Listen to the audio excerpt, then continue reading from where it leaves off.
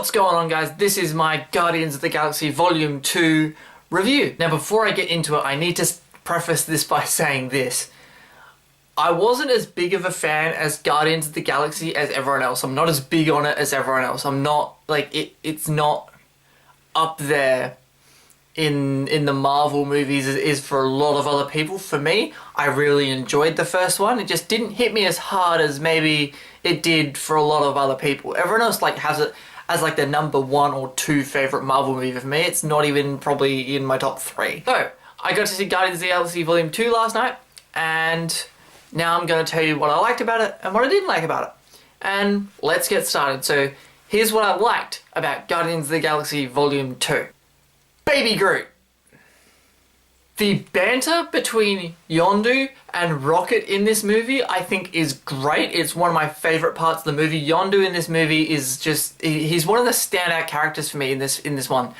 You know, as much as I liked the first one, and I liked him in the first one, he's got a bigger role in this one, and he's funny, and some of his interactions are priceless. Now, the story does sort of focus more on Peter Quill than the other characters. They do get sidelined in this movie a little bit, but I kind of feel like while they do get sidelined, they do have things to do. It's not like, oh, we'll just ignore them, you know, Gamora and Drax and all that. We'll just ignore them and just focus on Peter Quill. Peter Quill does have a lot more to do in this movie, and so do the other characters, but it is focused more on Peter Quill's story, and I think it needed to be. I think for what this movie is, it needed to be. One of the other things I liked in this movie, and no spoilers obviously, is the relationship between Drax and the new character Mantis. That's all I'm gonna say about it. It's a very, very funny dynamic in this movie. The villain of the piece is actually a really interesting character. I'm not gonna say who the villain is or what they're up to, because I don't want to spoil anything. But I feel like, unlike a lot of other Marvel movies, with the exception of, say, Loki, a lot of the other Marvel villains, you know, their motivations are generally, I want to destroy the world, and, you know, I just want to kill everyone. I feel like the villain in this movie, their motivations were a little clearer.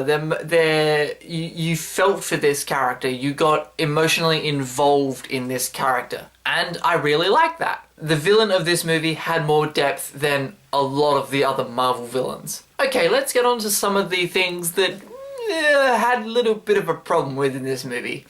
First of all, let's talk about the Sovereign. You've seen them in the trailer. They are the gold people. Now, they're not that annoying, but I did find them a little bit irritating because their role is bigger than maybe it should have been, I feel like. I feel like their role could have been smaller, and they keep popping up throughout the movie, and every time they pop up, it's just kind of like, oh, okay, you guys again, alright. Alright, when are they going away? It's that kind of thing. Let's talk about the humor and the jokes in this movie. Now, Marvel is known for, you know, their movies having a lot of jokes and a lot of quips, and their characters always spouting out one-liners and things like that. And this is something that I really enjoy about Marvel movies. I love quips, I love one-liners, I love humor, and I love jokes. Lately, I've been feeling like, while I want them to keep that, keep the quips, keep the jokes, all of that, I feel like Marvel needs to just cut down on it a little bit, because it does sort of take away from a lot of the stakes, I feel like. And in Guardians, while all of the jokes, for me, they all landed, they all worked, I laughed at all of them, I did feel like some of them were a bit unnecessary, and that they sacrificed some of the drama or some of the tension or some of the stakes in this movie for a joke. Now, is the film a little uneven in its pacing? A little bit. But again, like I said at the beginning, it didn't really bother me that much. I didn't really notice it, like, say, in Age of Ultron, where it's towards the middle of the movie, it starts to get a bit all over the place, you know, with Thor in his magical hot tub. Now, the end scene in this movie, I feel like went on for maybe a minute or 2 minutes too long. It was just like, okay, alright, so you could tell it's the end of the movie, and you're just like, alright, okay, yep, oh, we're still going. Oh, we're still going, okay. Oh, we're still going. Oh, look at that. Okay, all right, we can wrap this up now. Yep, wrap it up, wrap it up, wrap it up.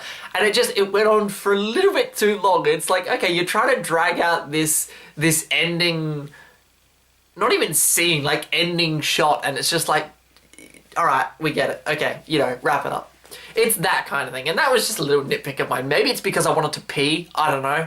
But that's a nitpick I had with the movie. So anyway, guys, that is my Guardians of the Galaxy Volume 2 review. I really hope you enjoyed this video. If you did, leave a comment down below, leave a like. Remember to subscribe to my channel if you haven't already, and I will see you guys next time.